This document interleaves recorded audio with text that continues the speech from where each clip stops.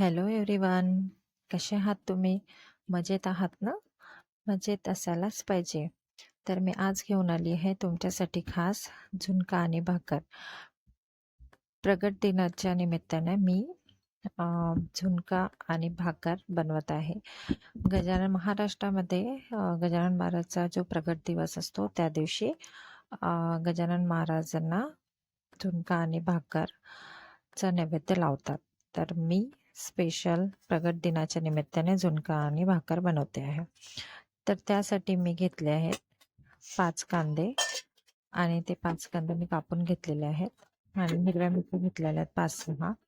आपल्याला झुणका बनवायसाठी हिरव्या मिरच्यांचा ठेचा जो म्हणतोय आपण बारीक कुटलेला हिरव्या मिरच्या ते लागतं आणि खूप सर्व कांदा पण लागतो. तर मी 5 कांदे कापून घेतलेले आहेत. हिरव्या मिरचीचा ठेचा हिरव्या मिरचीला बारीक कुटून घेतलेला आहे आणि आत्ता मी ठेवलेली आहे कढाई. त्या कढाईमध्ये आपण टाकूया तेल. तेल चांगलं तापू देऊ आणि त्यानंतर मी टकणार आहे त्यात राई, जीरा आणि नंतर कांदे आणि मी 2 टोमॅटो सुद्धा घेतलेले आहेत. टमाटर, कढीपत्ता हे सगळं आपल्याला त्यात टाकायचं आहे तेलामध्ये. तेल तापलेलं आहे तर मी त्यात टाकलाय कांदा.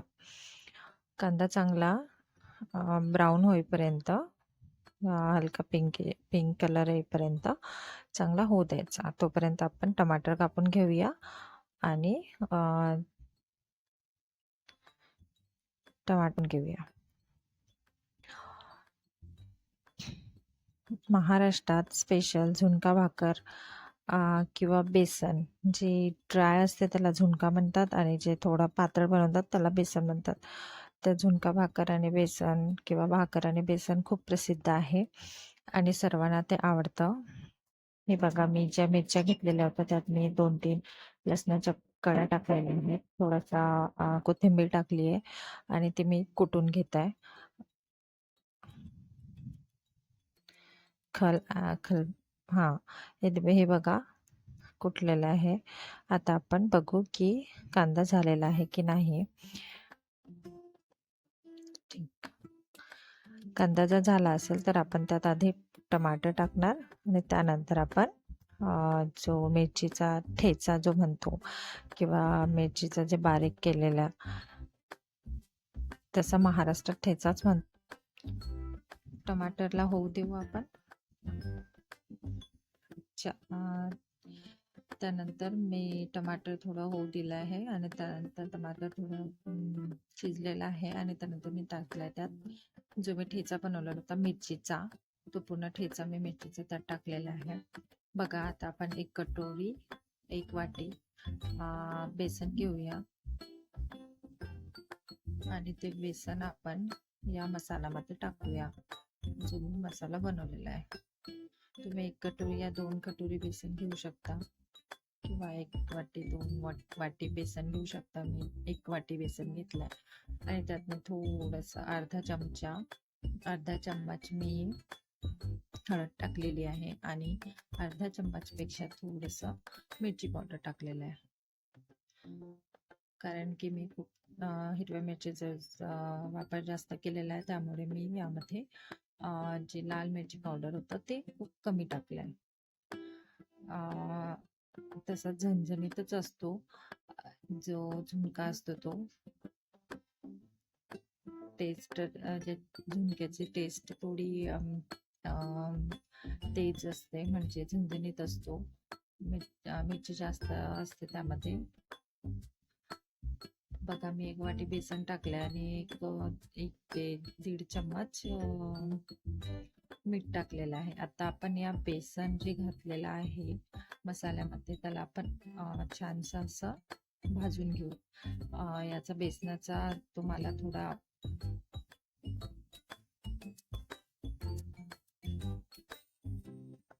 बघा चांगलं परतून घेऊ भाजून घेऊ बेसन जोपर्यंत तुम्हाला बेसन भाजण्याचा सुगंध नाही येत तोपर्यंत आपण बेसन भाजून घेतलं होतं. आता त्यात मी 1 कप पाणी घालणार आहे आणि तुम्हाला गॅसची फ्लेम मोठी करायची आहे 1 कप पाणी घातल्यानंतर, कारण जे पाणी आहे ते लवकरात लवकर म्हणजे ते घट्ट व्हायला लागेल, नाहीतर मग ते पातळच राहील. म्हणून तुम्हाला यात थोडे गोडे गोडे झाले होते, म्हणून मी जे रवी असते त्याने मी त्याला व्यवस्थित त्याचे गोडे गोडे फोडून घेते आणि त्याला सॉफ्ट करते, कारण चम्मचने नाही ते पॉसिबल नव्हतं, त्यामुळे मी त्याला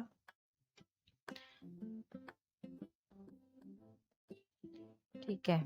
तर याला आपण चांगलं व्यवस्थित मिक्स करून घेऊया आणि त्याचं पाणी झालं, पूर्ण पाणी आटलेलं आहे. आता आपण याला त्याच्यावरती झाकण ठेवू आणि याला थोडा वेळ होऊ देऊ. हा बनलाय आपला झुणका. झुणका बनवणं फार काही कठीण नाही आहे. महाराष्ट्रात तर सगळीकडे झुणका बनवतात आणि झुणका भाकर केंद्र पण होते, आता सुद्धा आहेत. पण घरी झुणका खूप कमी बनवतात.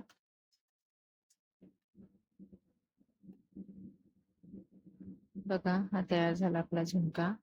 ते लगेच, जास्त वेळ पण नाही लागलाय.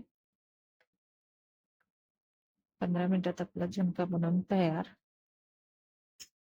तर आपण भाकरीकडे वळूया. याला थोडं होऊ देऊन झाकण ठेवून, आणि नंतर आपण भाकर कशी बनवतात आणि भाकर बनवण्याची पद्धत किंवा भाकर कशी बनवते ते बघू. ठीक आहे, यात आपण थोडी कोथिंबीर घालू आणि नंतर याला एका वाटीमध्ये किंवा बाउलमध्ये काढून घेऊ. ठीक आहे, हा बनलाय आपला झणझणीत झुणका. हा झुणका तुम्हाला कसा वाटला तर तुम्ही मला कमेंटमध्ये माझ्या चॅनलला प्रियांका सुगरण मेजवानीला सबस्क्राईब, लाईक आणि शेअर नक्की करा. आणि बघा, आता त्यानंतर आपण बनवूया भाकर, ज्वारीची भाकर. मी ज्वारीचं पीठ घेतलेलं आहे. मी हे 5 लोकांसाठी एवढं पीठ घेतलेलं आहे. त्यानंतर आपण बनवूया भाकरी. तुम्ही थोडं मीठ घालायचं आहे यात, 1-1.5 चम्मच मीठ टाकायचं आहे. त्यानंतर आपण थंड पाण्यानंच हे पीठ मळून घेऊया, कारण काही काही ठिकाणी गरम पाण्यानं मळतात. तर तुम्हाला नरम भाकर हवी असेल तर तुम्ही गरम पाण्यानं मळून घ्या, नाहीतर मग तुम्ही थंड पाण्यानं मळून घ्या. तर मी हे थंड पाण्यानंच मळून घेतले आणि थोडी भाकर कडक राहते. ही माझी टिप्स आहे की ज्वारीचं भाकरीच्या बनवायचे असेल तर थोडं थंड पाण्यानं भिजून बनवायच्या. चला, तर हा तयार झाला आपला मळलेला. मी पीठ मळून घेतलेलं आहे. आता मी याचे छोटे छोटे गोळे करून भाकरी बनवायला सुरुवात करते. ठीक आहे, तर बघा, तुम्ही याचे लाटून पण भाकरी बनवू शकता आणि तुम्ही याला हातावरच्या भाकरी सुद्धा बनवू शकतात. तशा तर चुलीवर बनवायच्या असतात तर तुमची आई किंवा माझी आई असेल तर हातावरच्या भाकरीच बनवू शकतात. त्यांना लाटून भाकरी येत नाही, पण आता सध्या तरी सर्वजण हातावरच्या भाकरी नाही येत तर मतलब लाटूनच बनवतात. तर बघा, मी एक भाकर बनवून तव्यावरती टाकली आहे आणि ते होऊ देत आहे. आता दुसरी भाकर बनवत आहे. जर पीठ, आणखी एक मी टिप्स देणार आहे. जर ज्वारीचं पीठ जितकं जास्त बारीक दळून आणलं ना, तितकी भाकरीच्या पिठाला चिकटवा असतो आणि ते भाकर तडकत नाही. म्हणजे ते आजूबाजूला जी फाटते भाकर किंवा मध्ये मध्ये फाटते, ते फाटणार नाही आणि भाकर छान व्यवस्थित बनते. आणि हा महाराष्ट्रातला फेमस असा पदार्थ आहे, फेमस असं जेवण आहे, फेमस असा ॲटम आहे.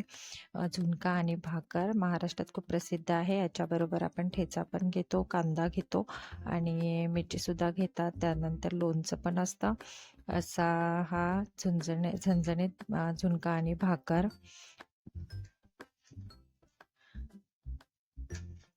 बघा, ही भाकर मी तव्यावरती आणखी आधी शेकून घेते आहे. तव्यावरती परत केली आहे. त्यानंतर मी याला गॅसवरती छान गॅसवरती कडक करून घेतलेली आहे.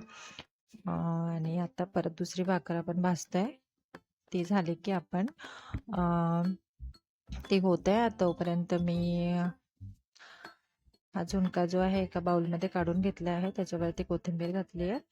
आता बघा, मी झुणका काढून घेतलेला आहे आणि आता आपण एका डिशमध्ये भाकर, झुणका आणि कांदा आणि मिरची हे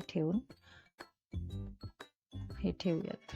ही भाकर सुद्धा झालेली आहे. त्याला आपण गॅसवरती थोडं कडक शेकून घेऊया. ही बघा, तयार झाली याची डिश, झुणका